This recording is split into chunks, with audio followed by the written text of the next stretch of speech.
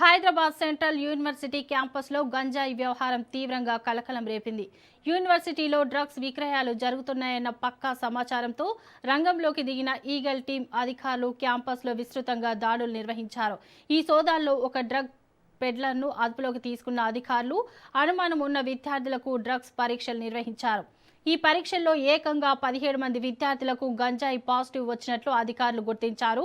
అస్సాం నుంచి గంజాయిని అక్రమంగా తరలించి క్యాంపస్లో ఒక్కో గ్రాము 500 చొప్పున విక్రయిస్తున్నట్లు నిందితుడు విచారణలో వెల్లడించినట్టు సమాచారం.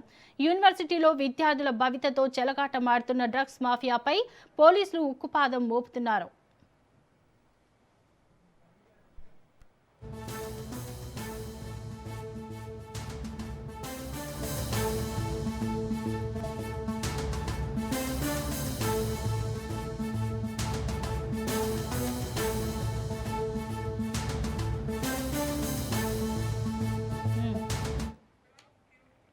హైదరాబాద్ సెంట్రల్ యూనివర్సిటీ క్యాంపస్లో గంజాయి వ్యవహారం తీవ్రంగా కలకలం రేపింది.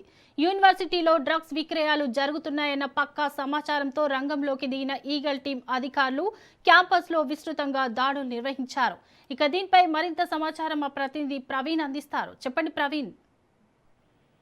అయితే గచ్చిబౌలిలోని హైదరాబాద్ సెంట్రల్ యూనివర్సిటీ క్యాంపస్ లో గంజాయి వ్యవహారం ఇప్పుడు చర్చాంశనీయంగా మారింది.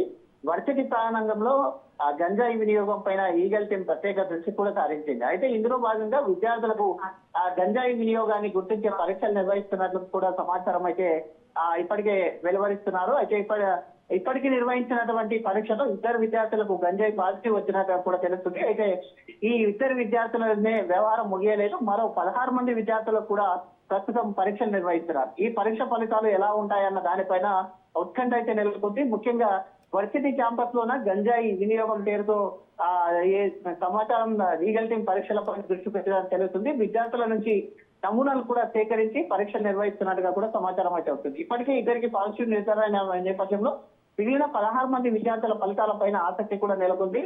ఎంతమందికి పాజిటివ్ వస్తుంది అనే ఆ విషయం, పరీక్షలో ఎలాంటి ఫలితాలు వస్తాయి, పాజిటివ్ వచ్చిన విద్యార్థులపైన ఎలాంటి చర్యలు తీసుకుంటారు అనేది అయితే కీలకంగా మారినట్టుగా తెలుస్తుంది. ప్రస్తుతం ఆ 16 మంది విద్యార్థులకు పరీక్షలు నిర్వహిస్తున్నట్లు సమాచారం అయితే వస్తుంది. పరీక్షల ప్రక్రియ పూర్తయిన తర్వాత ఈగల్ టీం నుంచి పూర్తి వివరాలు వెల్లడయ్యే అవకాశం కూడా ఉంది. అయితే గంజాయి వినియోగం ఎక్కడి నుంచి జరుగుతుంది, విద్యార్థులకు గంజాయి ఎలా అందుతుంది, ఇందులో మరెవరైనా ప్రమేయం ఉందా అన్న కోణాల లోపల అధికారులు దృష్టి సారించే అవకాశం అయితే ఉంటుంది. ప్రస్తుతం ప్రధానంగా ఇద్దరు విద్యార్థులకు పాజిటివ్ రావడం, మరో 16 మందికి పరీక్షలు కొనసాగుతుండడం పైన హెచ్సియులో తీవ్ర చర్చాంశనీయంగా మారింది. అయితే పూర్తి పరీక్ష ఫలితాలు ఈగల్ టీం తదుపరి చర్యలు మరింత స్పష్టంగా రావాలంటూ కూడా తెలుస్తున్నటువంటి ఆ దృశ్యాలు చెప్తున్నాను. ఇది వీళ్ళకి ఎవరు సప్లై చేస్తున్నారు, ఎక్కడ ఉన్నారు, ఈ డ్రగ్స్ ప్లెడ్లర్లు ఎవరు, ఎక్కడి నుండి ఇదంతా వస్తుంది, ఈ తతంగం విద్యార్థులనే టార్గెట్ గా ఎందుకు చేశారు అనేది అయితే ఇంకా తెలియాల్సి ఉంది. Shobha. Right, thank you Praveen.